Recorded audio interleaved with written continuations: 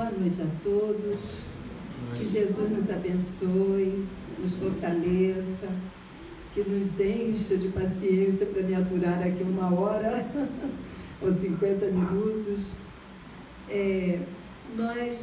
Enquanto nós estávamos ouvindo falar sobre a Praça Florida de Livros, eu estava me lembrando que teve um evento aqui em Petrópolis, lá no Teatro Dom Pedro, e o Ziraldo, aquele escritor, foi homenageado. Então, era um evento da prefeitura, não tinha nada a ver com o movimento espírita. E ele, em dado momento, ele falou assim: eu estou morando aqui em Petrópolis, de frente para o mar. Que ele mora numa posição lá na Serra, que é a casa dele, ele vê a Baía de Guanabara lá embaixo, quando não tem russo, quando está tudo limpinho. Aí ele disse: eu moro de frente para o mar e numa cidade privilegiada, porque é a única cidade do mundo onde tem uma praça florida de livros. Aí eu ainda pensei, que bom que até o Ziraldo já está divulgando a nossa praça. Mas a praça é um trabalho que a gente faz durante o ano inteiro.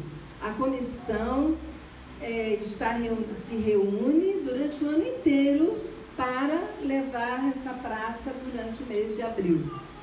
E é um trabalho que é elaborado com muito carinho e com muito cuidado, porque nada pode dar errado, são muitos detalhes, muita coisa envolvida. Mas este ano a Lúcia Moisés é a escritora homenageada e nós teremos muitos outros escritores. Cada ano a gente reúne uma gama de escritores para fazer parte da praça. E hoje é a primeira palestra. Ontem foi a abertura, hoje é a primeira palestra. E daqui para frente, até o final de março, cada casa espírita vai receber uma palestra sobre o tema da Praça Florida de Livros, que é Jesus. Eu acho que não está ligado não, né? Ensina-me a amar. Aí ela funciona.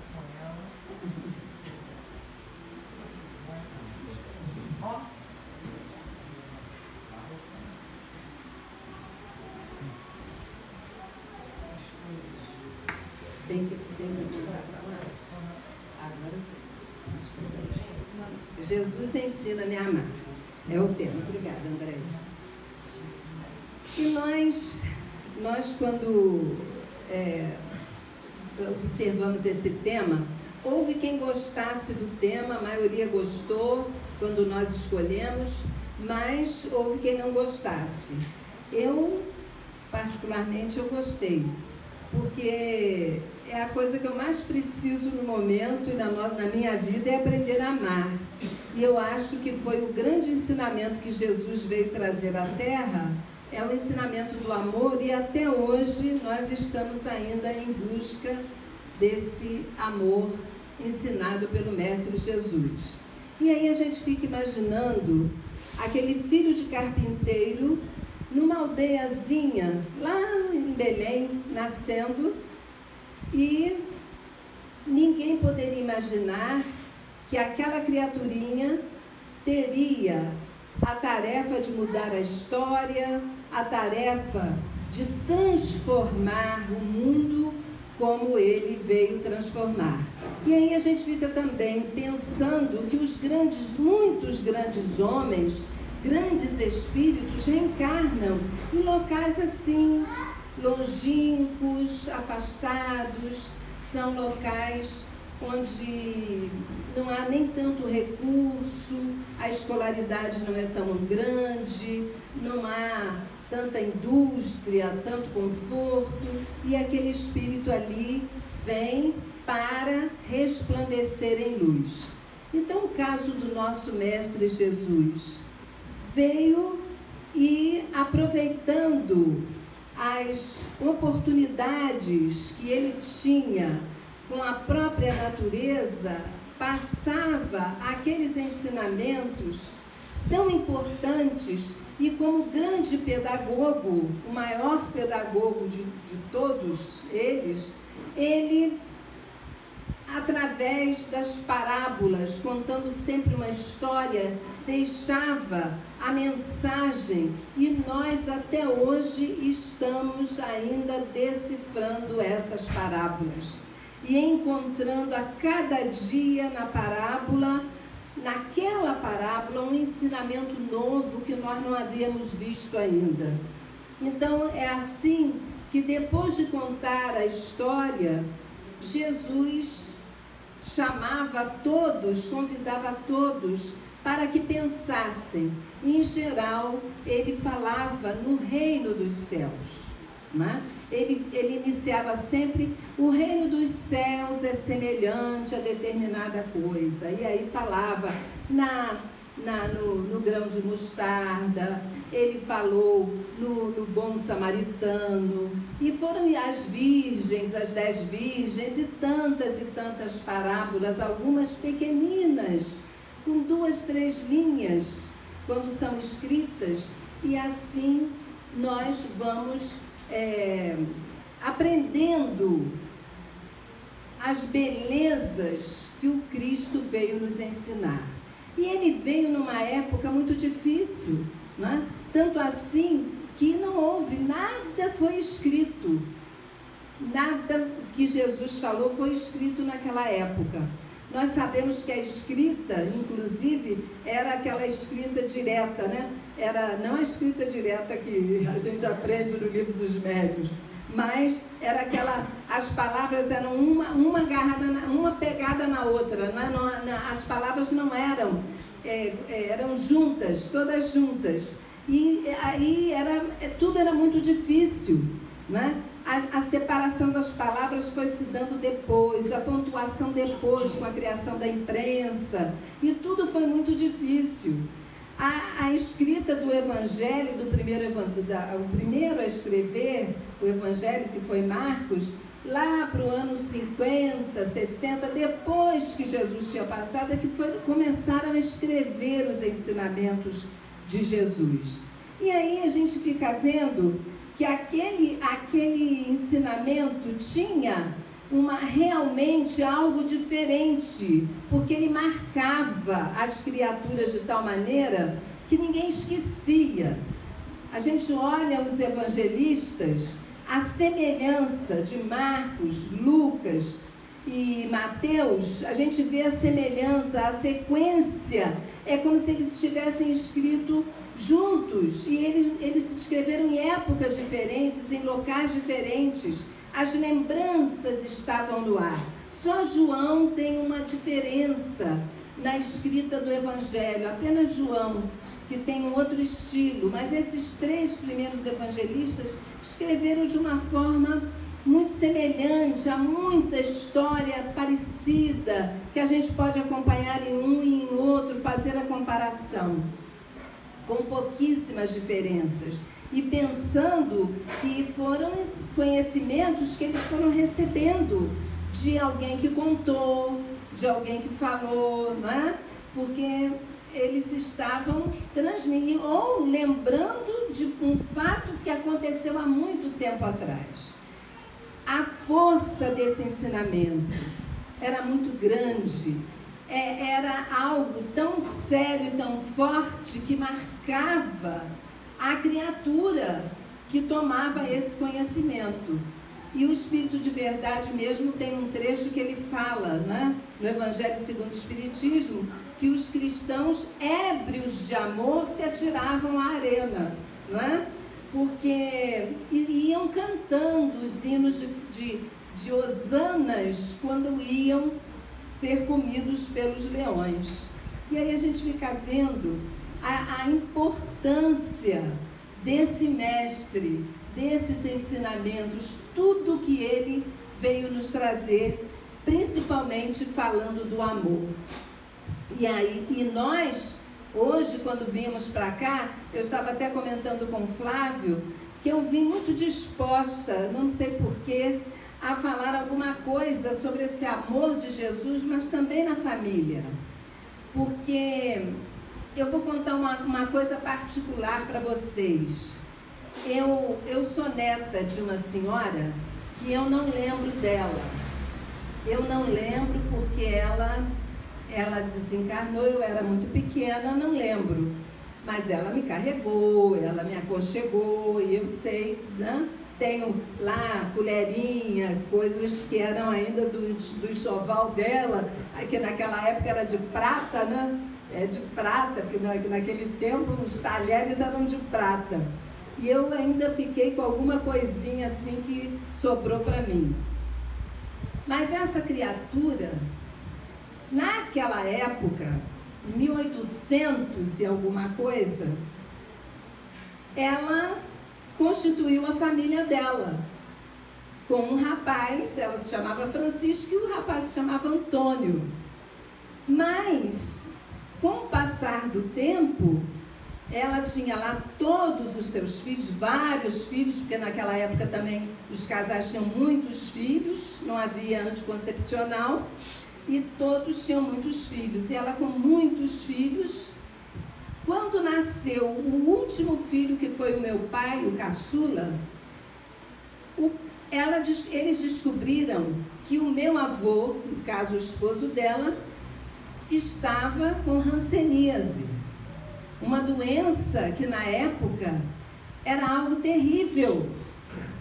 Ela, com todos os filhos em casa, todos, inclusive os pequenos, ele doente, era o provedor da família. Na época, a saúde pública vinha e pegava à força o doente e levava para o isolamento, que eles chamavam de isolamento. E não via mais ninguém, não podia mais sair. Eu vou contar uma história muito bonita para vocês, porque eu tenho muito orgulho disso. Essa criatura, a minha avó, quando descobriu que o amor da vida dela, que era o marido dela, estava com hanseníase e foi levado para o isolamento, os filhos mais velhos já estavam casados, acomodados. Ela esperou que o meu pai se casasse, meu pai se casou. No dia do casamento do meu pai, ela se despediu do meu pai e ela foi para o leprosário morar escondida dentro do leprosário.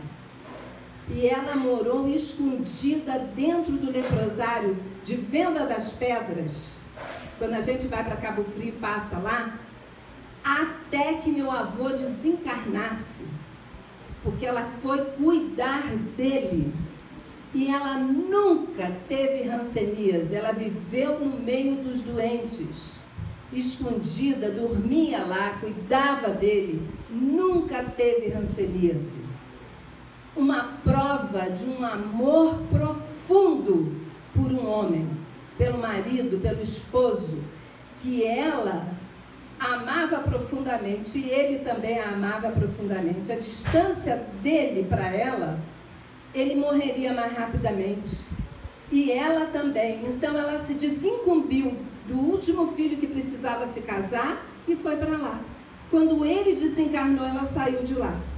E chegou a um ponto que o diretor do hospital, o médico que era diretor do hospital, sabia que ela morava ali dentro escondida, mas deixava, fazia vista grossa. E ela era conhecida de todos os doentes. Todos conheciam aquela senhora saudável que morava ali para cuidar do marido.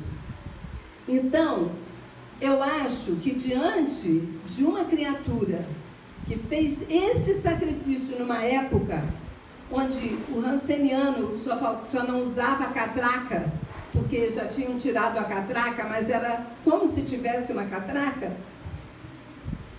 Diante disso, eu acho que eu, por exemplo, eu tenho que andar muito direitinho, porque eu tenho o DNA dela, não é? E eu fico pensando assim, gente, ainda há poucos dias eu conversando com uma amiga, ela me disse que está com um problema porque o marido está doente. E o marido não está mais querendo ficar em determinado local, morar em determinado local, porque ele não está se sentindo bem, ele está adoecido e tal, está achando que tem que sair dali. E ela está criando o maior obstáculo, porque ela não quer e prefere que o marido continue doente, mas não saia do lugar onde ela deseja ficar. Então, Jesus, ensina-me a amar, ensina-me, Senhor, porque nessas horas é que eu tenho que dar a demonstração do que eu estou aprendendo com o Cristo, e é dentro do lar principalmente. Às vezes por uma questão de um orgulho, de uma vaidade, de um capricho, principalmente capricho, os casais se separam, os filhos ficam atirados por aí, e ninguém quer pensar na família. O casamento é uma união muito importante, é algo muito sério na vida de uma pessoa.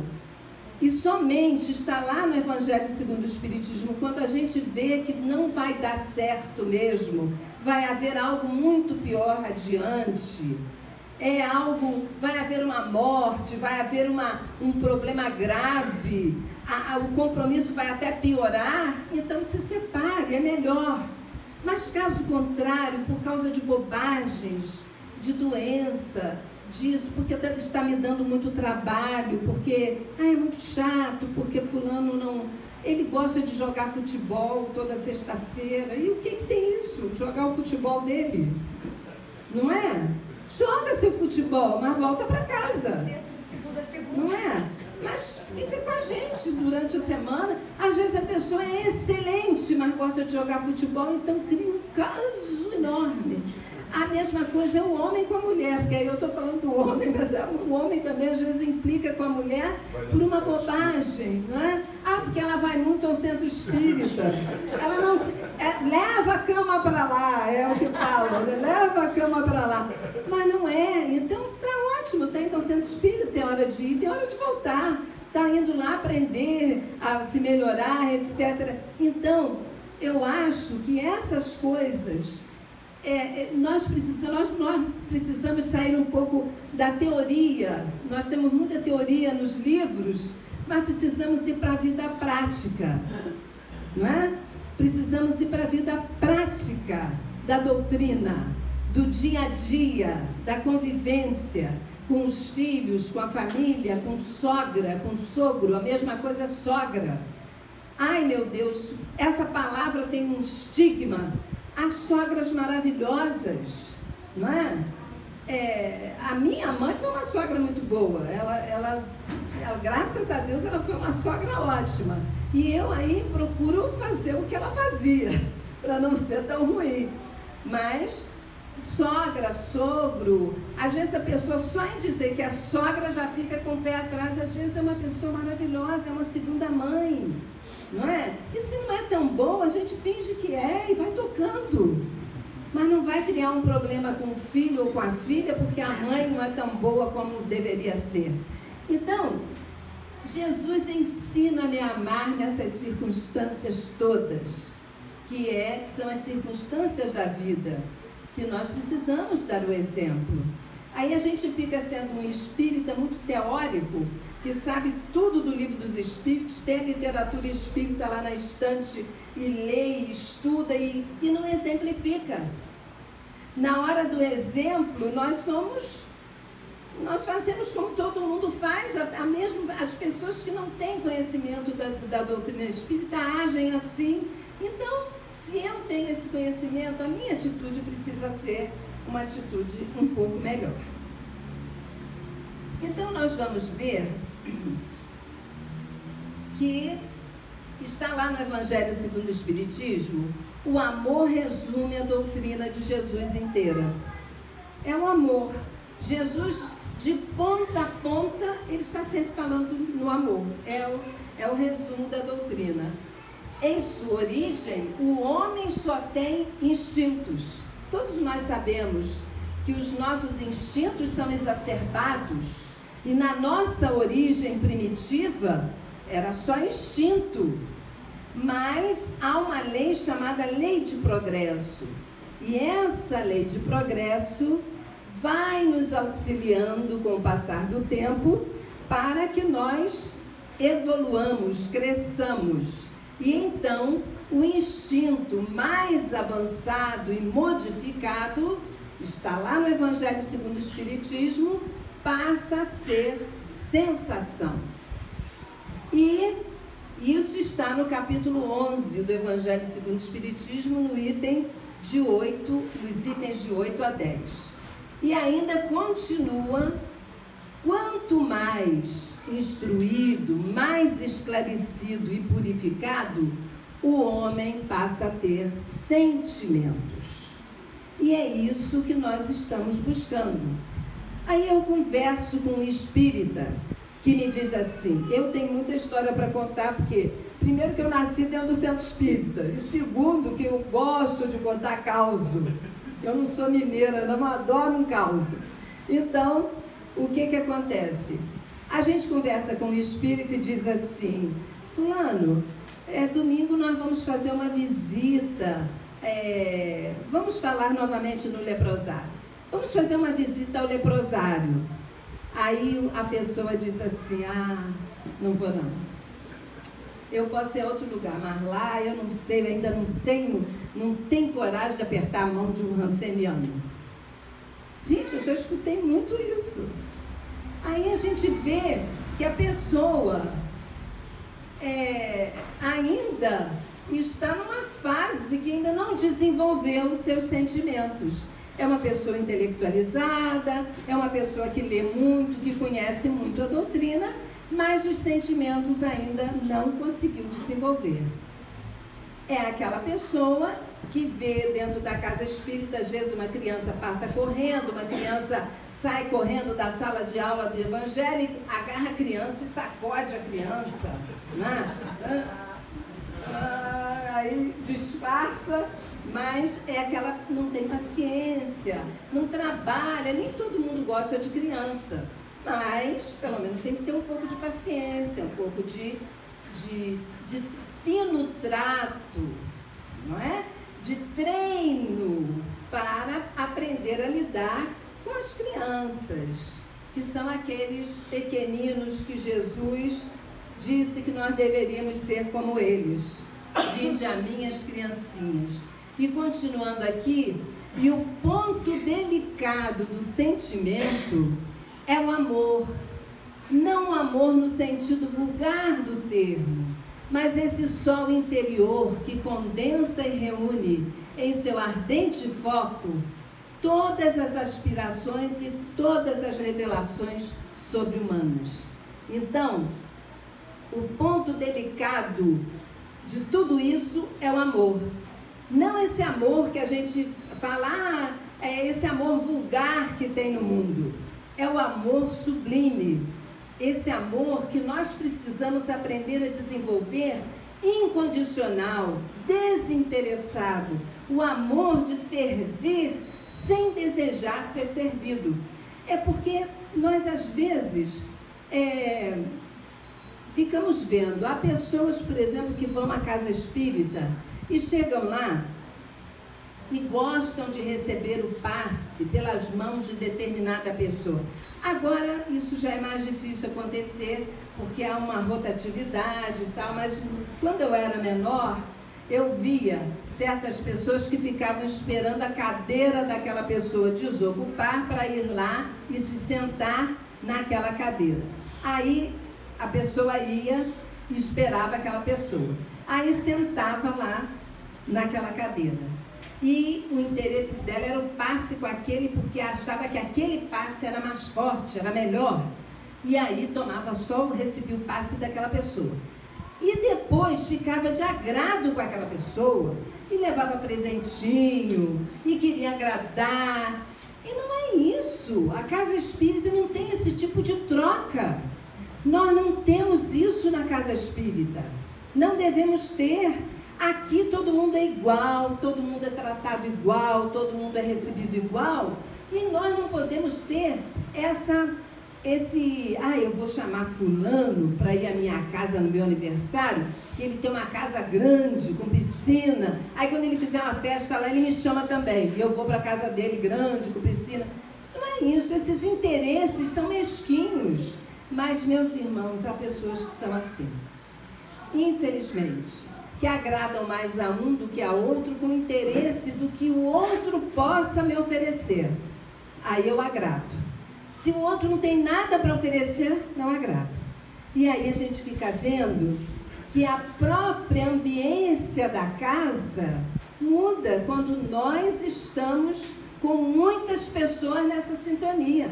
Nós precisamos entrar aqui e deixar lá fora a capa. Na época de Jesus, as capas simbolizavam a situação econômica, financeira da pessoa, né? Os leprosos andavam tinham a catraca na mão, né, para anunciar. Eles viam lá longe, já tinham todo mundo aqui, vem um leproso aí, porque estava ouvindo a catraca. Aí um que era pedinte, era mendigo, usava uma capa, recebia uma capa para usar, porque aquela capa dava a ele o direito de pedir esmola. Mas quando nós vamos crescendo espiritualmente, nós precisamos nos despir dessas capas, porque nós também usamos capas. Nós também usamos. Eu uso uma capa da minha vaidade, porque eu acho que eu sou assim, assim. Eu tenho aí minha capa invisível, mas tenho. O outro tem uma outra capa, porque ele já pensa que ele é assim, assim, assim. Cada um tem a sua capa. Mas só que aqui nós temos que deixar a capa lá fora. Aqui todo mundo é igual. E o ponto delicado do sentimento é o amor que precisa realmente imperar. Ainda do Evangelho segundo o Espiritismo. Aí nós vemos essa mulher franzina, sem botox, né? Sem filtro solar, sem as vaidades que a maioria de nós ainda possui, que não estou falando mal, porque eu também possuo e a gente precisa ter, não é? Mas ela era uma mulher completamente despida de qualquer interesse material, que deu a sua vida pelos doentes, pelos enfermos, a Madre Teresa. Então a gente vê, a lei de amor substitui a personalidade pela fusão dos seres, extingue as misérias sociais, porque a lei de amor substitui a minha personalidade. Eu entro aqui, eu sou Isaura, eu sou fulano, sou Beltrano, eu sou presidente, eu sou diretora de não sei o quê, eu sou coordenadora da campanha do quilo, eu sou isso, eu sou aquilo. E não tem nada disso. Essa personalidade nós precisamos deixar de lado. A lei do amor vai substituir isso pela fusão de todos nós, pelo aglomerado, pela união de todos nós. Esse personalismo vai acabar. E nós, através dessa lei do amor, nós vamos extinguindo as misérias sociais. Por exemplo, nós temos lá na UMEP, um grupo chamado Grupo Alegria de Viver. Eu estava aqui falando com a Andréia. É um grupo que cuida das pessoas que estão pensando em suicídio. Toda quarta-feira, naquele horário, tem aquele grupo lá reunido e as pessoas vão. Então, através desse trabalho, as misérias sociais são extintas. Aos poucos as pessoas vão se curando. Não é só a miséria da fome, da comida, que é atendida na assistência social. É a miséria também da parte espiritual, da parte moral, que também é atendida. E isso tudo precisa que haja amor. Feliz aquele que, ultrapassando a sua humanidade, ama com amplo amor os seus irmãos em sofrimento. Então, quando nós conseguimos realmente fazer isso, nós estamos ultrapassando a nossa condição de seres humanos e estamos crescendo, estamos ascendendo um pouco mais nessa humanidade que nós vivemos, para atendermos as criaturas que estão necessitadas. E no Evangelho também tem um trecho que diz assim, que feliz daquele que, apesar de carregar o seu fardo, ainda ajuda o seu irmão. Porque todos nós carregamos os nossos fardos. Todos nós, se eu perguntar aqui, quem não tem problema? Todos temos o nosso problema. E às vezes são problemas gravíssimos, familiares, morais, íntimos, coisas que nós, econômicos, problemas gravíssimos, todos temos. Mas muitas vezes esses problemas se tornam menores, diminuem, quando eu saio de mim mesma e vou auxiliar ao meu próximo, vou auxiliar o meu irmão, aquele que necessita. O meu diminui, o meu fica assim um pouquinho esquecido, e quando eu saio é que eu lembro, eu estou com tal problema, porque o do outro era maior e eu estava lá tentando socorrer. É assim que é a tarefa do verdadeiro cristão. E feliz aquele que ama, porque não conhece a miséria da alma nem a do corpo. Às vezes há pessoas que são pessoas que estão bem, que nunca passaram por problemas tão graves, mas mesmo assim entendem a dor do outro. Porque a gente entende mais quando a gente já passou. Mas há pessoas que não precisam passar para entender a dor do outro. Esse também é abençoado e é feliz. Aí nós estamos vendo a foto do nosso querido Chico com o Peixotinho, não é? O nosso querido Peixotinho também. E o Chico morrendo de rir, com certeza com uma piada muito bem contada do Peixotinho. E aí nós vamos ver, ainda do Evangelho, a seguinte frase: seus pés são ligeiros e vive como que transportado fora de si mesmo. A pessoa que ajuda, que quer auxiliar, tem os pés ligeiros, tem que ter rapidez. A caridade não pode chegar atrasada. Se a gente, às vezes, isso acontece também nas casas espíritas. Chega uma pessoa, chega todo mundo, de banho tomado, cheiroso, arrumado, alegre, todo mundo chega aqui sempre muito risonho, porque está se encontrando, é uma festa quando a gente se encontra. Aí, essas pessoas são bem-vindas. Mas se de repente começa a vir um obsidiado, um perturbado, uma pessoa, um esquizofrênico, uma pessoa completamente desequilibrada, e começa a questionar, a pedir coisas, a falar, a pedir, a contar seus problemas, muitas vezes essa pessoa vai sendo colocada de lado, porque ninguém quer ter problema. Ninguém quer se envolver. Como que eu vou ajudar? Eu não sei como é que eu vou ajudar, eu não conheço. Quem não conhece, passa a conhecer. Mas veio lá do Rio de Janeiro, de um centro espírita que eu nunca ouvi falar. Procura o endereço, liga para lá. Hoje em dia é tão fácil. Vê a origem dessa criatura, o que ela fez, se realmente a história que ela está contando é verdade. Como fazer para ajudar aquela pessoa? Não é? Nós somos espíritas e precisamos realmente ser espíritas cristãos, seguindo o ensinamento do Cristo. E aí, quando Jesus pronunciou aquela frase que eu já falei, a divina palavra amor, os povos estremeceram e os mártires ébrios de esperança desceram ao circo, porque sabiam, tinham certeza na imortalidade da alma, tinham certeza daquilo que os esperavam, e então eles iam com era uma honra, sentiam honra em trabalhar para Jesus, sentiam prazer, aquilo era motivo de alegria, tanto assim que Joana de Cusa conseguiu convencer o filho, abjura para o filho, e o filho dizendo: mãe, eu vou morrer, e ela dizia, ela dizia que não, meu filho, Jesus está nos aguardando, ela convencendo o filho a que ele aceitasse a tortura, porque ela tinha certeza do que o aguardava.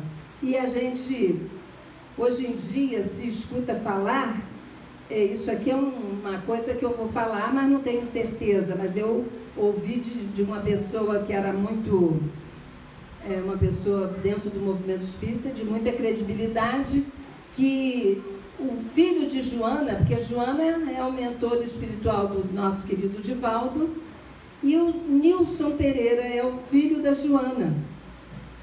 O Nilson, esse primo do Divaldo, que foi uma criatura que foi o pé direito da vida de Divaldo, ajudou demais a Divaldo, é o filho da Joana de Cusa. Tanto assim que Divaldo conta que ele, no início, ele sempre teve muita dificuldade com Jesus, porque nessa encarnação ele não era cristão, e ele morreu por Jesus sem ser cristão. Então ele tinha uma certa revolta com Jesus. E foi um grande trabalhador, uma criatura muito nobre e honrada, o Nilson Pereira. Isso aí eu estou falando que alguém me falou, e é gente que é de confiança.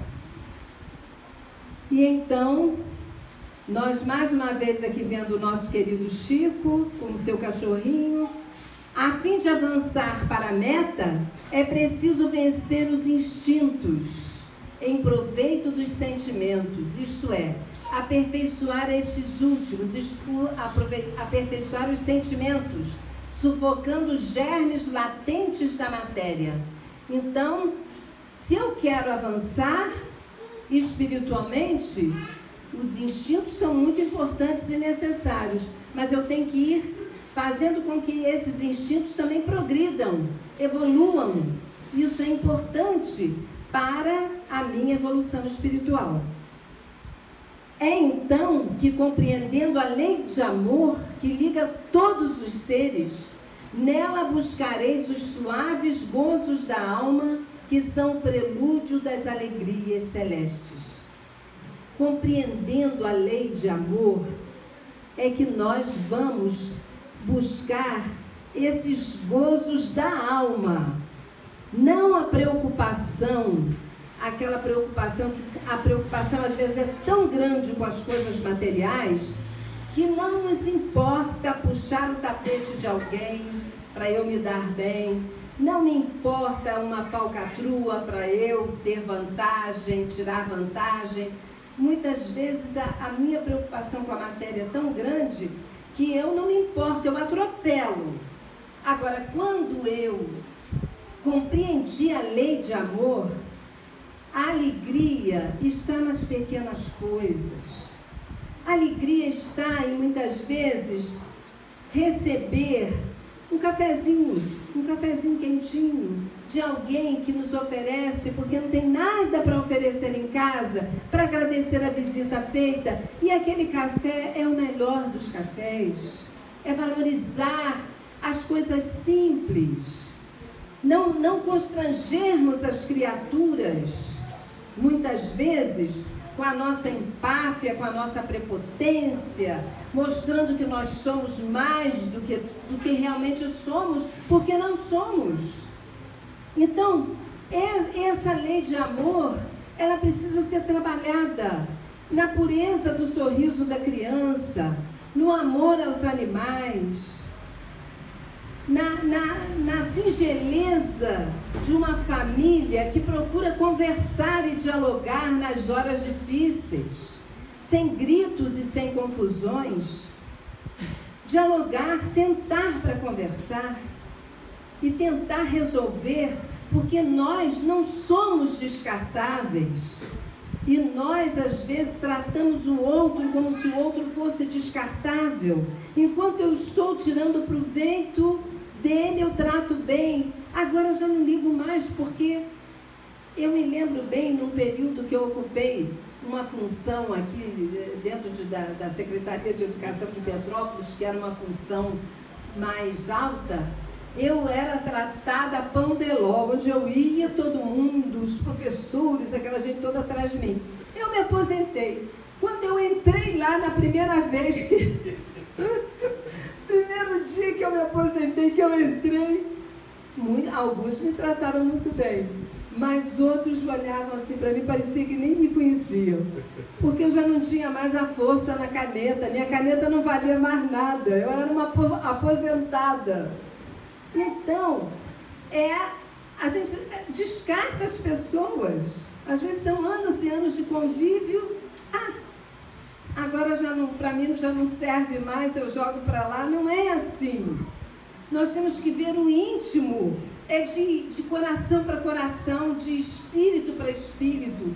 É isso que precisa ser importante para nós, as pequenas coisas. Por isso que Chico conversava com as plantas, conversava com os animais, porque ele tinha essa transcendência, esse conhecimento do que é a vibração do amor, que atinge todos os seres da natureza.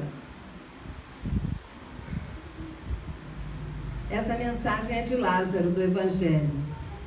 Se entre os chamados, é uma pergunta que está lá no Evangelho segundo o Espiritismo, se entre os chamados para o Espiritismo, muitos se transviaram, por meio de que sinais reconheceremos os que se acham no bom caminho? Essa pergunta é muito boa, porque muitos são chamados para o Espiritismo, mas se transviam também, são seres humanos, não é? Nós não somos santos, não somos pessoas infalíveis, absolutamente, não somos. Mas, quais são os sinais, né, que nós precisamos reconhecer aqueles que se acham no bom caminho?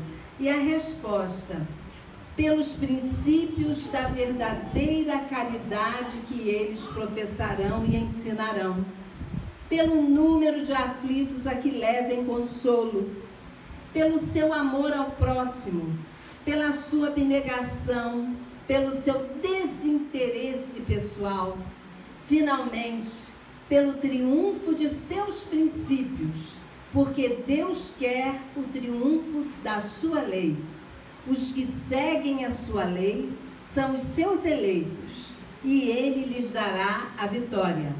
Mas ele destruirá aqueles que falseiam o espírito dessa lei e fazem dela um degrau para satisfazer a sua vaidade e a sua ambição.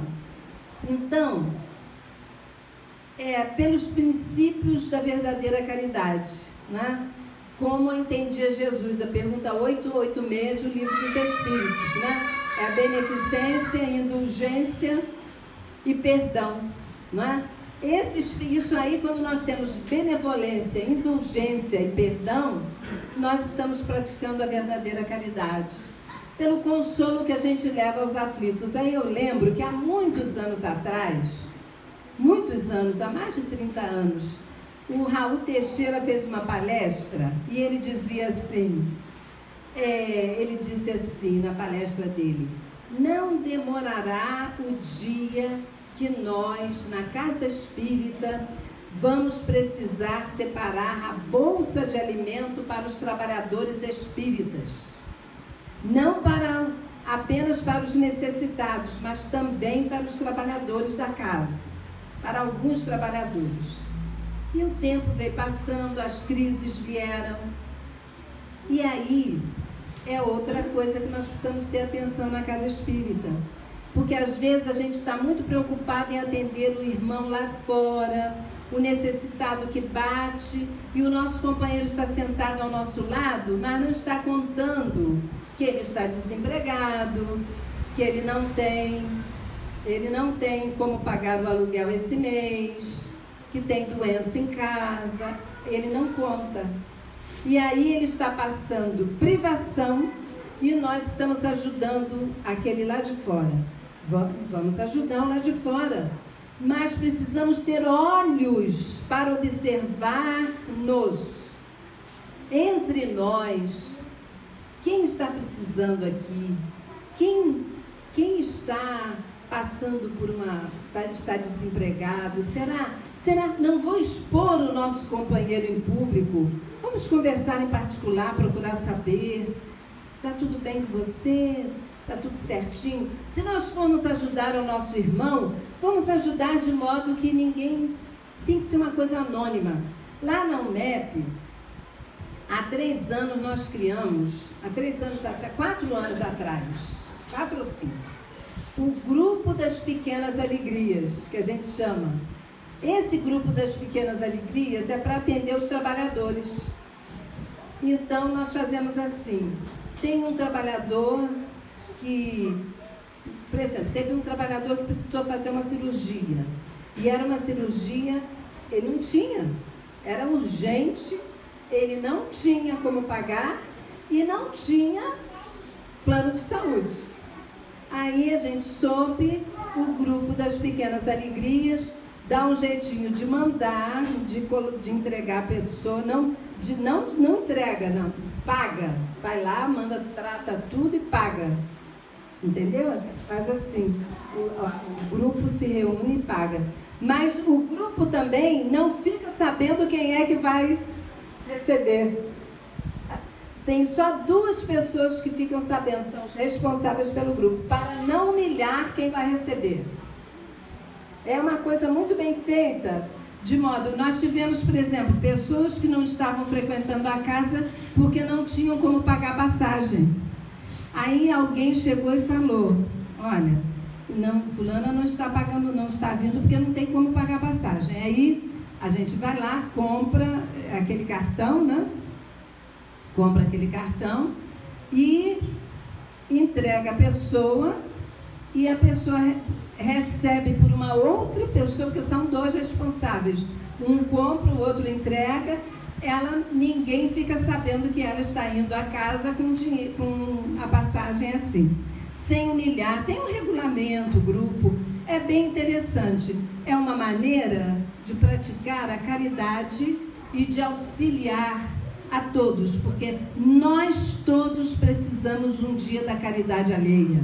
Não é só dessa caridade do dinheiro, da passagem, a caridade do passe, a caridade da atenção, da conversa, do diálogo fraterno. Todos nós precisamos, passamos. A nossa vida é de altos e baixos, não é? Isso está no capítulo 20 do Evangelho, é uma mensagem de Erasto. E então, lá em João, no capítulo 15, versículo 12, este é meu mandamento, que vos ameis uns aos outros como eu vos tenho amado.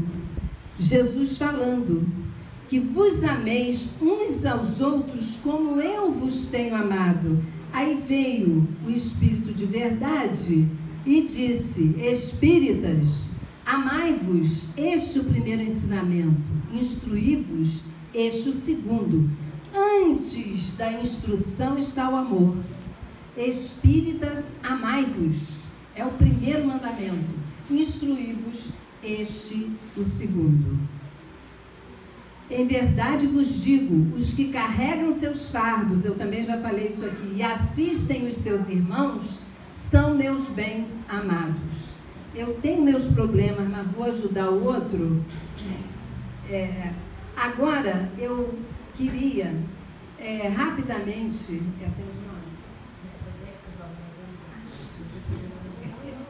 Desculpe, você me desculpe. É só para ser, porque lá na minha o patrono da Praça Florida de Livros deste ano é Eurípides Barçanufo. Ele nasceu no dia 1º de maio de 1880 e desencarnou no dia 1º de novembro de 1918, com 38 anos. Era um jovem.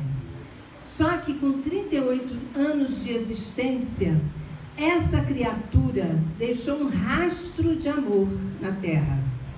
E esse homem, ele ainda garoto, adolescente, ele já tinha postura e atitude de um homem feito. Foi um autodidata, foi um médium esplendoroso, dedicou a sua vida ao amor, ao bem, à educação.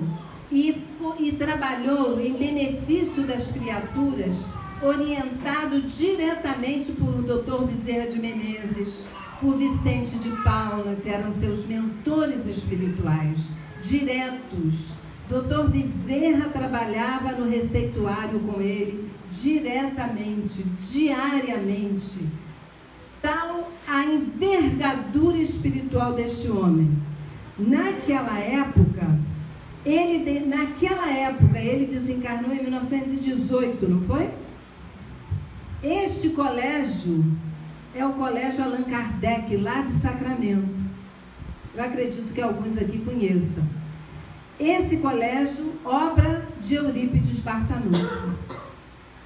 Imaginemos o esforço, o trabalho, a dedicação, mas acima de tudo, o amor deste homem pela doutrina espírita, pela causa do Cristo, pelo amor do bem. Isso aqui é um busto que tem lá no colégio, em homenagem a ele, os espíritas mandaram construir. Então, este espírito é o nosso patrono espiritual da Praça Florida este ano. E eu rogo a Deus, neste momento, com todo o meu carinho, a minha fé, que Eurípides Barçanufo possa, esta noite, nos visitar e deixar sobre as nossas cabeças as bênçãos que nós estamos precisando receber. E que esta casa seja amparada, protegida, abençoada por ele e por todos aqueles que trabalharam em benefício da nossa doutrina e em benefício do bem da humanidade. Muita paz, meus irmãos, que Jesus nos abençoe. Desculpe ter passado um pouco da hora e muito obrigada a todos pela atenção.